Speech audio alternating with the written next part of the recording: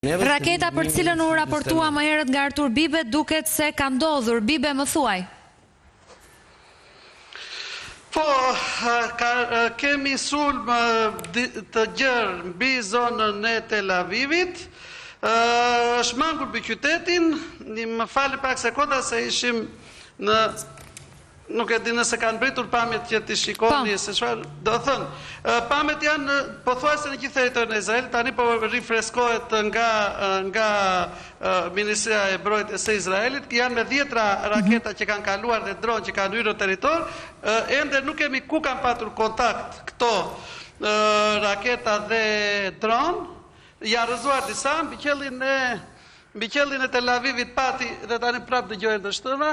Do më thënë diku afër ka prapë sulme të tjera. Jemi duke parë pamjet, po. Ajo që është shumë e rëndësishme është Sidorella që Irani duke se nuk ka mbaruar armatimin e tij, por lëshon të tjera çdo moment dhe tani kërkon përfshirje edhe më të gjerë në luftë. Ajo që tani mund të konfirmoj me bindje, nëse në rastin e Kipros nuk mundet të aktivizohet në NI5, tani me rastin e Turqisë, në NI5 i Aleancës Euroatlantike mund të aktivizohet sepse Turqia është një vend antar i NATO-s, ndërsa Kipro nuk ishte antare e NATO-s, ishte antare është antare e Bashkimit Evropian, por u godit një territor britanik brenda Republikës së Kipros. Kështu që tani me konfirmimin dhe zyrtarisht para pak sekondash vjen nga IDF-i që sulmi është lëshuar nga Irani, atëre tani më zyrtarisht NATO-a nuk ka asnjë rrugë tjetër veç se të hyjë në luftë, çka duket se është marrë seriozisht edhe nga Franca, edhe nga Gjermania, po vinë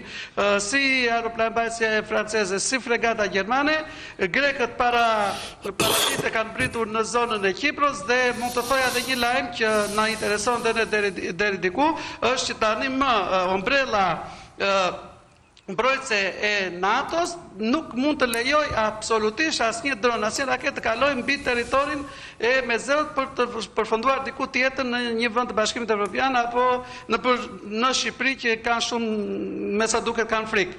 Kjo sepse tani më fregatat Kimon dhe Psara të Greqisë kanë bllokuar komplet, kanë lokuar gjithë ajrin dhe asgjë nuk mund të kalojë, asgjë nuk mund të kalojë në ata një burim i Ministrisë Greke të Mbrojtjes, pa u parë nga radarët e këtyre dhe pa u goditur. Pra, sidomos fregata Belara Kimon, që është fjala e fundit teknologjisë shkencore që ka dalë tani, teknologjia ushtarake nuk ka më të mirë se Belara Kimon në këtë moment, ka një rezervëprimi rreth 600 kilometra, çka duket se mbulon tërësisht Kipron, zonën e Libanit dhe një pjesë të mirë të Izraelit. Kështu që nuk ka asnjë rrezik më për Shqipërinë për të patur një sulm nga ana e Iranit, si me raketë balistike, ashtu edhe me dron.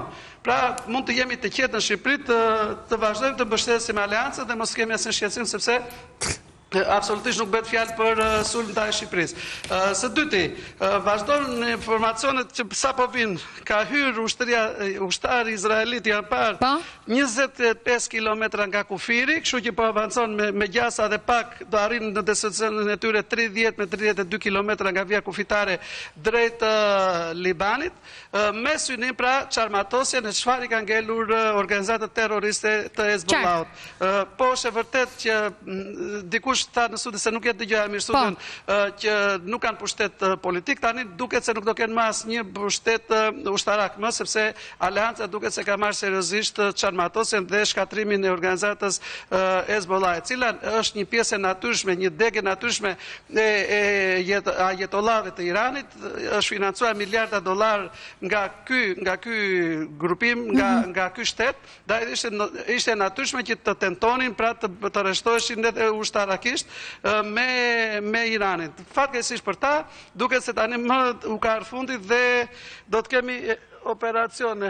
Qartë. Po dëgjoj fluturime. Dëgjohet edhe në studio, po. Nëse kjo është situata dhe tani. Faleminderit shumë Bibe për gjithë raportimet dhe pamjet që përcolle më herët. Regjia do vjet më ndihmoj me pamjet e Bibes, të cilat ai po i komentonte. Çipa. Shkelet, thot, ajo Neni 5 që po të regojë ti Muçollari më herët. Kjo do të varet nga kërkesa e Turqisë, jemi korrekt, do të varet, duhet të bëj kërkesë Turqisë sepse mundet që Irani të kërkojnë ndjes në lidhje... Pse bëhet lufta edhe më falë? Jo, mund të jetë një goditje jo e qëllimshme, mund të jetë një goditje e pa drejtuar, por që raketat kanë ndryshuar drejtim, pra duhet të identifikohet plotësisht çfarë ka ndodhur. Ka shumë rëndësi çfarë sqarimi jep pale iraniane për këtë për goditjen. Po. E dyta është që ka reaguar me njerë në kohë Turqia, e cila që nga momenti ku ka nisur ky konflikt, ka pasur një qëndrim ndërkombëtar të sigurisë dhe kryesisht të respektimit të rendit juridik ndërkombëtar, por nga ana tjetër ka bërë apel që gjua e luftës të zvendësohet nga gjua e diplomacisë. Në momentin kur provohet një incident i tillë, që në rastin konkret mbetet për tu parë, ajo që po qarkullon në momentin që po flasim në media ndërkombëtare është janë kërkuar shpjegime nga të dyja palët, sidomos nga pala turke për palën iraniane, dhe ajo pasaj përcakton qëndrimin. Mendoj që këtu jemi edhe në situatën e lëvizjes së konspiracioneve. Ka shumë dizinformime në arealin ndërkombëtar mediatik për shumë raste. Një pjesë e mediave kryesisht pro-iraniane edhin akuzat sikur edhe disa goditje që janë bërë në shtetet përreth Iranit janë bërë nga Mossadi dhe ka akuzat që qarkullojnë në mediume. Por nga ana tjetër, është një investigim që po bëhet edhe nga palët, kryesisht nga Shtetet e Bashkuara të Amerikës përmes CIA-s, që vërtetohet se strategjia e Iranit për të goditur vendet e tyre të cilat mendonte se i përkisnin nga pikpamja religionare, hapësirës muslimane, është një qëllim i caktuar për të shkaktuar ndjeshmëri të madhe në hapësirën ndërkombëtare dhe kryesisht në këtë pjesë të rajonit. Po shija një informacion që lidhet me padyshim efektet që sjellë gjithë kjo përplasje.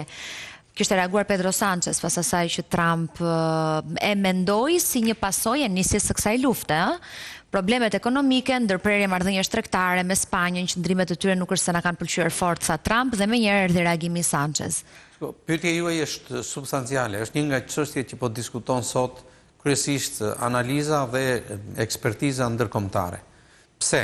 Sepse praktikisht kemi një qasje të re të ndryshme nga bloqet tradicionale në kuadër të rendit ekzistues ndërkombëtar.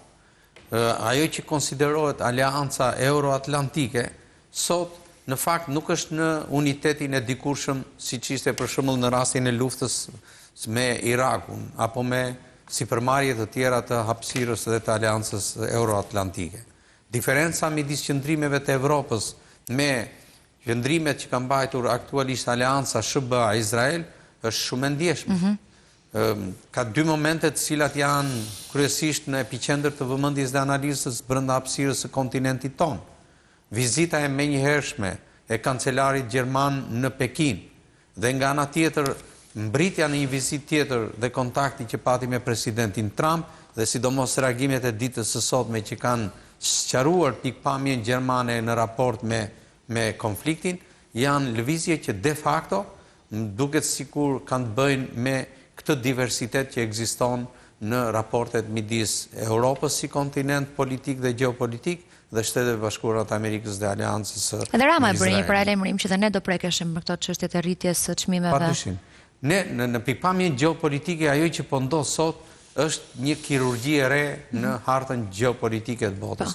Deri ku do shkojë dhe cili do të jetë imazhi i ndarjeve të nesërme, kjo është një gjë që nuk mund të thuhet sepse dilemat janë shumë fishuar. Raporti midis pretendimeve që ndajnë palët për rendin juridik ndërkombëtar është i ndryshëm. Nëse keni vënë re, ka një qasje përbashkuese midis reagimeve që vijnë nga Kina, nga Rusia dhe që të lënë përshtypjen sikur ata janë në mbrojtje principiale të rendit juridik ndërkombëtar.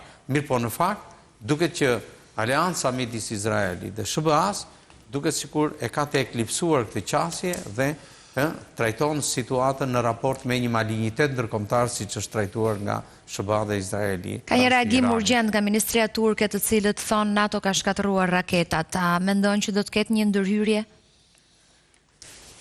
Nga kush? Qoftë nga Turqia, qoftë nga NATO, qoftë nga vetë Irani që duhet të sqarohet, siç po thoshte Muçollari më herët apo dhe Çipa.